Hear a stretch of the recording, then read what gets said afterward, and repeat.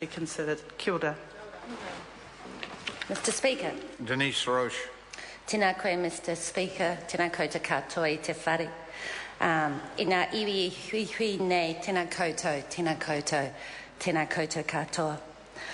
I just want to acknowledge before I start the people who are in the gallery today, ngā tangata o te tau ihu tera.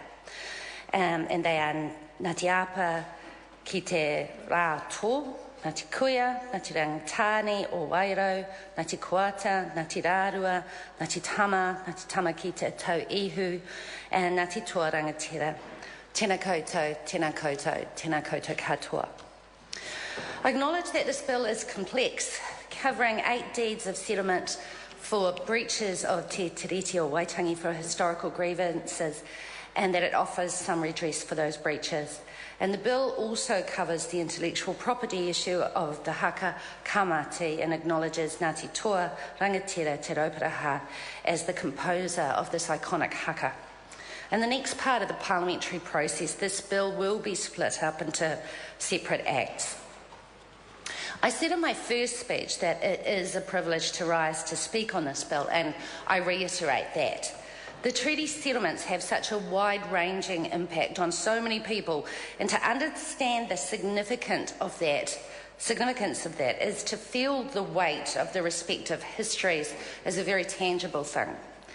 I have to confess to the iwi that this is the first time I have sat on the Māori Affairs Committee to hear submissions, and I'm struck how very different it is from my other committee, the Transport and Industrial Relations Select Committee. It's very collaborative with the interests of the treaty settlements at heart. And I'm very glad that I did get to the top of the south, Te Tauihu, to hear firsthand from the people affected by these settlements. I do read the written submissions, of course, but to actually hear what the people say while they're in their own rohe, on the whenua, about how these settlements will affect them is very powerful. And I do believe that the submission process helps us as politicians to understand the settlements so much better. So for all those who've submitted or ever made a submission in any type of democratic process, take heart. It does make a difference. It's also good to hear the arguments directly from those who oppose the bill. And I want to take time to acknowledge them. And in particular, Rangitāne o Kaituna, who presented to the Select Committee in Blenheim. The Select Committee report back to the House refers to decisions of the Waitangi Tribunal in 2003 that said that there was no distinction in whakapapa for Ngāti Rangitāne o Kaituna. And effectively, Ngāti Rangitāne o Kaituna must sort things out with Ngāti Rangitāne o Wairau. And I guess this is where the Greens' position on the treaty settlement process is made apparent. Our position, and I stated it in the first reading, is that we reject that these treaty settlement bills are full and final, regardless of what they say. And one reason for that is because the Crown determines who they will and won't negotiate with. And our concern is that it can perpetuate further grievances by pitting Māori against Māori and hapu against hapu. And this has happened before. The Crown has refused to acknowledge the status of iwi, and they have had to fight tooth and nail for recognition. And several of the treaty settlements in recent times outline these struggles. It's the Crown, then, that draws the line in the sand and says, we will only talk to these people, and only if they've been there since a certain date. And that explains one submission in opposition to the Ngāti Toa Rangatira redress in the Wellington area.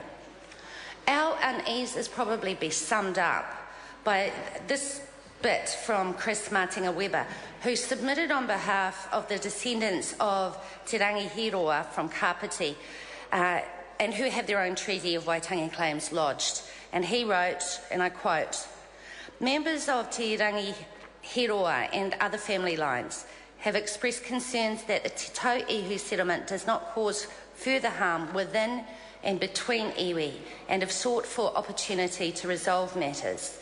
Concern remains around the non-return of lands, government manipulation of tribal and political landscape, and imposition of models and agreements which further cement the status of tangata whenua as subservient, whilst the Crown strengthens the inequality of its relative position.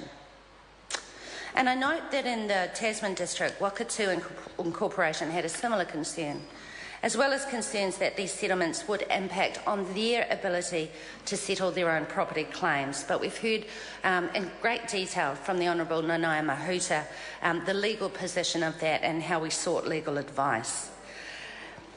Basically, to sum it up, it's because the Crown will not negotiate with an incorporation, they negotiate with iwi. I want to acknowledge that I realise that there will always be competing interests. Iwi so often share common ancestors, whakapapa to the same areas, and quite simply have had boundaries around their rohe that have stretched and reduced over time, and that overlap. So I note that with this bill, in some areas of redress, like the Puketawai Cultural Redress Site, the land is jointly vested in 3 iwi here, Ngāti Rārua, Ngāti Tama ki Te Tonga, and Te Atiawa o Te Waka a Maui. This redress property is another example of generosity of iwi in these treaty settlements. The report back to the House says that this bill needs to make sure that with the vesting of Puketawai with ngā iwi, that they not be liable for the economic or environmental liabilities that result from the closed landfill that is also on this land. Now, iwi in this area lost thousands and thousands of hectares of land, and they get a tiny proportion back, and in this case, for Puketawai, it includes a closed landfill. That must be a metaphor for something, but I don't know what. And I want to acknowledge the generosity of the iwi who have land returned to them, which they then give back to the Crown for the benefit of all New Zealanders. Ngāti Apa ki te rā tō, for example, will be receiving and returning the alpine tarns in the Nelson Lakes National Park. And again, that iwi with Ngāti Rārua, Ngāti Tama ki te Waipounamu, and Te Atiawa o Te Waka a Maui will have Te Tai Tapu and the Northwest Nelson Forest Park vested in them, but will return it to the Crown after a week. The commercial redress in these settlements offers a chance for iwi to start to rebuild their economic base. The cultural redress is an acknowledgement and restoration of the status of iwi in relation to their land and their resources and their role as tangata whenua and kaitiaki. The renaming of certain sites back to their original names is important in telling the history of the area from a Māori perspective, and again addresses the tangata whenua status of iwi. I want to recognise the fact that these settlements don't just drop out of the air, that it takes years and years of work. These readings and this mission process are the culmination of a huge collective effort over generations.